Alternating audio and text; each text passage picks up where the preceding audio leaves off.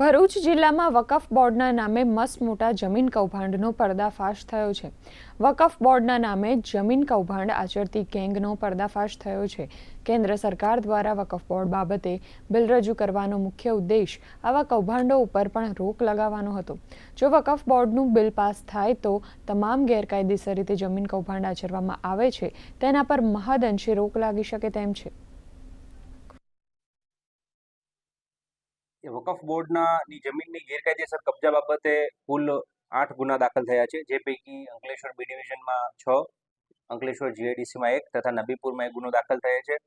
આ અન્વયે તમામ ગુના સબબ કુલ 32 જેટલા આરોપી પૈકી 28 જેટલા આરોપીઓની અટક થઈ ગઈ છે અને આઈપીસીના ગુનામાં 465, 467, 468, 471 તથા નોંધણી અધિનિયમની કલમ 82A, B, C અને D મુજબ અને 120B મુજબના ગુના દાખલ કરે છે. આ તમામ ગુનાઓમાં સરકાર તરફે સબ રજિસ્ટ્રાર દ્વારા ફરિયાદી બની અને ગુનો દાખલ કરવામાં આવેલ છે. પોલીસ દ્વારા તેમની વિરુદ્ધ કડકમાં કડક પગલાં લઈ અને કાયદેસરની કાર્યવાહી કરવામાં આવેલ છે.